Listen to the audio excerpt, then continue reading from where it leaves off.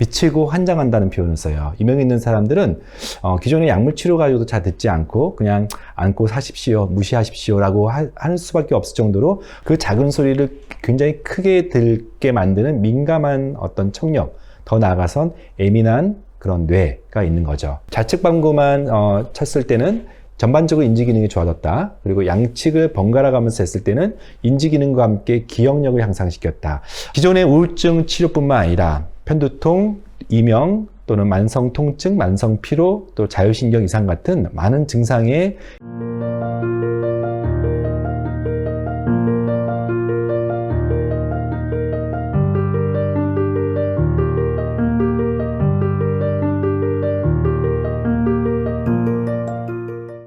네, 안녕하십니까? 오늘은요, 우리가 TMS, 트랜스크레니얼 매그네틱 스티뮬레이션, 경두계 자기장 자극술의 앞선 강의에서는 우울증, 그리고 불안증, 불면증 같은 정신과적 치료했는데요.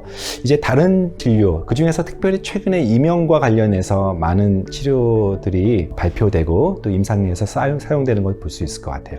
여러분들 이명으로 고통받는 분들 굉장히 많을 거예요. 정말 귀 속에, 뇌 속에 무슨 도청기가 있는 것도 아니고 하루 종일 특별히 자려고 할 때 끊임없이 뇌를 자극하는 거죠.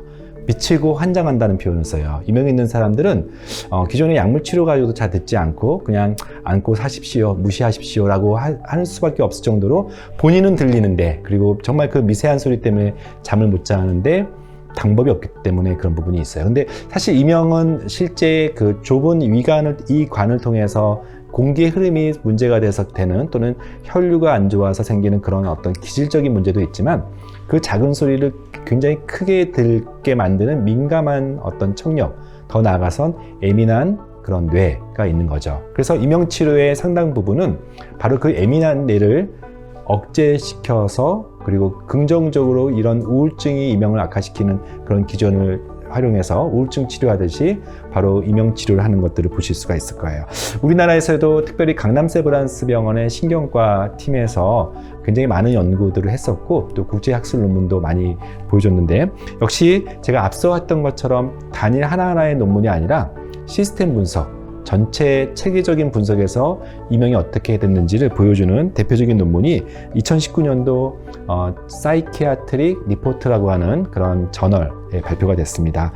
결론적으로 이 그래프에서 보이는 것처럼 이 초록색으로 보이는 이 파트가 바로 이명의 효과를 보여주는 크기인데, 결론적으로 이렇게 말할 수가 있겠어요. 이 체계적인 검토를 통해서 반복된 TMS, RTMS라고 하는 방식이 이 이명 치료의 우수하다, 즉 가짜로 주는 TMS, 샴 TMS보다 진짜 이 RTMS를 줬을 때 상당히 오랫동안 지속되었다, 상당히 수개월 동안 지속되었다는 것들을 보여줍니다. 최근에 국내 논문에서 발표한 것들은 프로토콜을 이렇게 정리를 했어요. 이 프로토콜에서는 낮은 헤르츠로 먼저 자극을 하고, 그리고 아주 높은 10Hz 정도를 고빈도로 자극하고 다시 쉬고, 이런 것을 반복하는 것에 대해서 프로토콜을 만들어서 결국은 여러 방식으로 사실 좌측, 우측 또는 고빈도 또는 저빈도 자극 방식들이 있는데, 저빈도와 고빈도, 저강도와 고강도를 반복해서 축두력과 전두력을 번갈아가며 자극하는 방식이 좋다고 해서 아마 이명 치료를 TMS로 했는데 효과가 잘 모른다고 했을 때는 이런 프로토콜을 따라 보시는 것도 좋을 것 같아요. 두 번째는 인지 기능에 대한 겁니다. 우리가 치매 전 단계에 인지 기능이 굉장히 많이 떨어지는 노인분도 계시고요. 사람들이 제일 두려운 것 중에 하나죠. 또는 학습 장애가 있어서 어린아이들이 ADHD처럼 이런 집중력을 하지 못하거나 책을 읽히지 않거나, 특별히 요즘 코로나 걸린 이후에 브레인 포그라 그래서 뇌가 마치 안개 속에 갇힌 것처럼 뇌의 기능이 저하된 것을 힘들어하는 친구들한테 바로 인지 기능과 학습 기능을 좋게 해줄 것인가에 대한 부분들인데요. 역시 프론트 에이징 뉴로사이언스 2021년도 가장 최근에 나왔던 논문 중에서 이런 TMS를 반복적으로 했을 때 마일드 커그니티브 임페어먼트, 약간의 인지 기능이 떨어져 있는 어른들한테 인지 기능, 학습 기능이 좋아지는지, 메모리 기능이 좋아지는지 보는 시스템 분석이에요. 총 9개의 연구를 메타 분석을 했고, 여기에는 369명이 포함되어 있는데, 결과적으로 좌측 반구를 기본적으로 M1 모드로 했을 때, 그리고 우측 반구를 했을 때 비교했더니 좌측 반구만 쳤을 때는 전반적으로 인지 기능이 좋아졌다. 그리고 양측을 번갈아 가면서 했을 때는 인지 기능과 함께 기억력을 향상시켰다. 그리고 고주파로 하는 경우 자극을 굉장히 강하게 했을 때 20Hz 이상을 했을 때도 글로벌하게 전반적으로 인지 기능과 기억력이 좋아졌다라고 하고, 만약에 20회가 아니라 더 많이 할수록 기억력이 향상되었다 하는 걸 봐서는 이 TMS 프로토콜에서는 결과적으로 표준 프로토콜인 15회를 넘어서 20회 이상 많이 하면 많이 할수록 기억력이 향상되었다는 논문들이 있습니다. 그 다음에 세 번째로는 만성 피로 증후군 때는 어땠을까? 우리가 정말 몸이 아파서 만성 피로 증후군, 크로닉 퍼티그 신드롬, 아무것도 할 수 없고 무기력하고 부신 피로도 있지만 설명 안 되는 많은 만성 피로의 신체화 증상이라고 할 수 있을 정도로 신체 피로가 심한 경우, 예전에 제가 우울증의 단기 가속요법, 3일요법을 말씀드렸죠. 그래서 7명의 만성 피로, 심한 만성 피로 환자에서 좌측의 전전두엽 피질에 DLPS라고 하는 위치에 역시 고주파를 반복적으로 했을 때 그 중에서 7명 중에 5명 환자가 3일 프로토콜, 즉 일주일에 한 번씩 하루에 5번을 집중적으로 하는 방식으로 했더니 굉장히 많은 기간 동안에 그 통증과 피로감이 호전되었다는 것들을 보여주기도 합니다. 또 하나의 이제 적응증으로서 만성 통증, 또 더 나아가서 편두통 같은 데는 어떤지 좀 말씀드리겠습니다. 만성 통증은 정말 다양한데요. 그 중에서 어떤 관절염이나 목의 디스크 같은 뼈의 문제, 관절에 뚜렷한 원인이 있는 경우도 있지만 우울증이 동반된 신체화 증상, 그리고 뚜렷한 이유 없이 피곤과 만성 피로 통증이 번갈아 가면서 있는, 즉 근섬유통이라고 하는 돌아다니면서 아파하는 그런 부분들, 그러니까 결국 신경이 예민하다고 할 수 있는 부분도 있겠죠. 이럴 때 만성 통증과 관련된 굉장히 많은 연구 논문들이 발표됐는데요. 그 중에서 편두통에 대한 부분 잠깐 말씀드릴게요. 편두통도 미국에서는 우울증과 함께 미국 FDA를 승인받은 대표적인 질병이라고 할 수 있겠고요.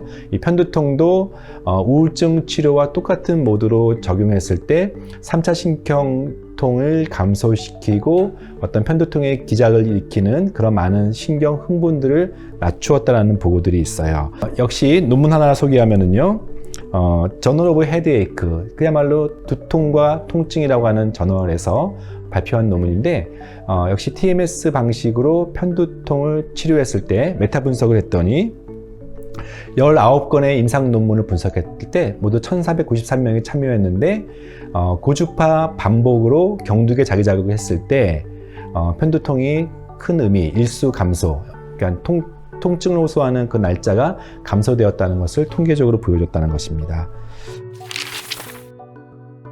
마지막으로 TMS와 자율신경, 뇌와 또 척추에서 출발하는 ANS, 자율신경은 서로 연결되어 있습니다. 그래서 브레인 엑시스, 브레인과 이 ANS 엑시스라고 표현하는데, 즉 교감신경과 부교감신경은 자율적으로, 즉 대뇌에 지배되지 않고 사실은 장기를 수축과 이완이라는 방식으로 교감 부교감이 서로 자극과 이완을 반복하죠. 그러나 여전히 뇌가 작용한다고 믿는 것이 바로 브레인과 ANS 엑시스 축에 대한 이론들인데요.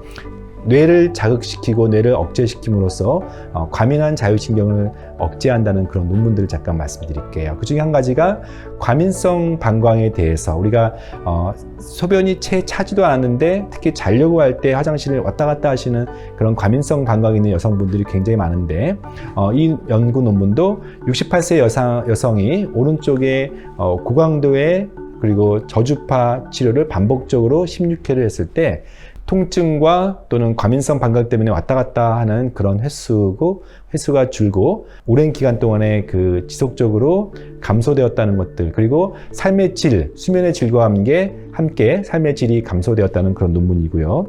또 두근두근거림, 우리가 이유 없이 심박이 빨리 뛰는 이런 심실빈맥에 대해서 26명의 환자를 대상으로 한 그런 연구 논문에서도 이 자율신경을 감소시키는 방식으로 TMS가 도움이 되었다는 것들을 보여주고 있습니다. 이상 기존의 우울증 치료뿐만 아니라 편두통, 이명, 또는 만성 통증, 만성 피로, 또 자율신경 이상 같은 많은 증상에 기존에 있는 신체화 증상이라고 표현되었던 많은 증상들을 완화시키고 또 개선시키는 것들을 임상적으로 보았습니다.